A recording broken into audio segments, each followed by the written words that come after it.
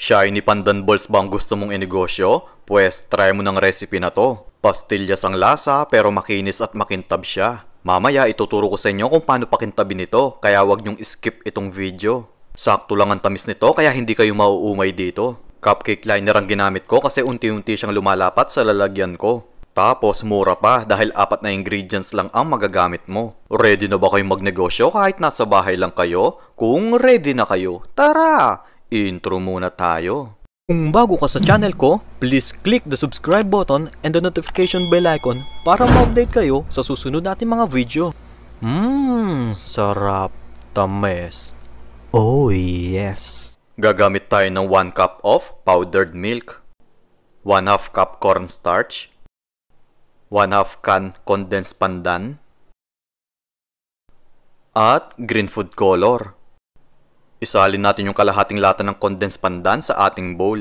Kung mapapansin nyo, maputla pa yung kulay nito, kaya kailangan natin magdagdag ng food color dito. Kasi mas puputla pa ito kapag hinalo ko na sa gatas ko.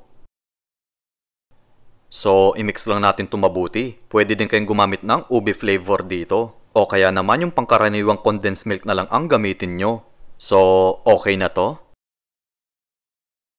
Next, ilagay natin sa pan yung kalahating tasang cornstarch.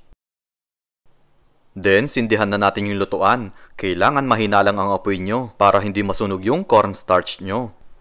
Kung mapapansin nyo, parang buo-buo pa ito. Pero pipino din yan after ng 10 minuto. Oo, 10 minuto nating isasangag ito. Kasi guys, kailangan natin lutuin ito ng todo para hindi sumakit yung tiyan ng mga kakain nito.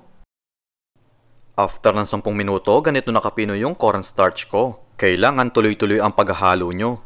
Next, isabay na din natin lutuin yung condensed pandan. Yung cornstarch ang makakapagbalanse ng tamis at makakapagpakintab sa pandan balls nyo. Patuloy lang natin itong haluin.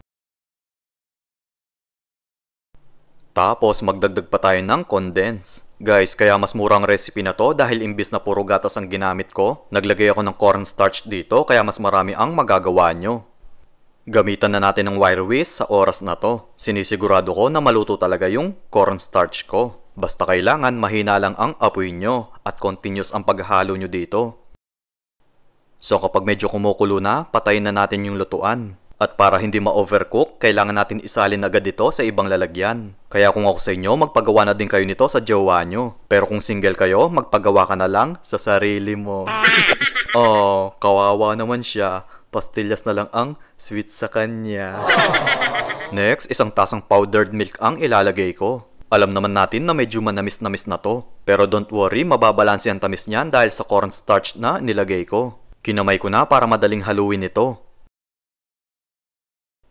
Unti-unti lang dapat ang pagbubuhos ng condense dito para hindi maging masyadong basa yung pandan balls nyo.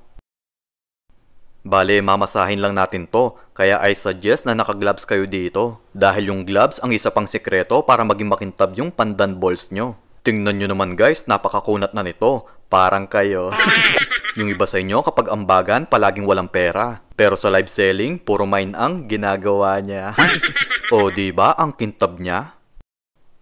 Bale, kukurot lang tayo dito. Kayong bahala kung gaano kalaki ang gusto nyo. Tapos, bilugin natin to. Nakakatulong yung gloves para kumintab yung pandan balls ko. Kaya sa mga nagtatanong dyan kung anong itsura ng balls ko, guys, kulay green po ito. Higit sa lahat, makintab at makinis po ito. Kayo naman, para kayong pandan balls ko, ang green nyo. So, binilog ko muna ito bago ko ilagay sa cupcake liner. Heto ang sample kung gaano kakintab yung pandan balls ko. Tingnan nyo naman guys, habang pinapaikot ko yung ilaw ko, kitang-kita dito yung pagkakintab nito. Then, isa-isa natin itong ilagay sa cupcake liner. Bale, malambot kasi ito, kaya medyo magpa-flat pa yung ilalim nito sa lalagyan nyo. At isa lang ang masisigurado ko, masarap po ito, parang ako.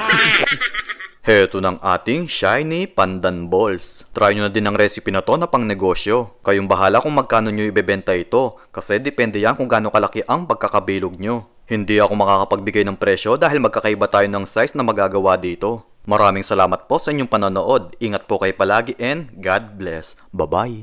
Bye-bye.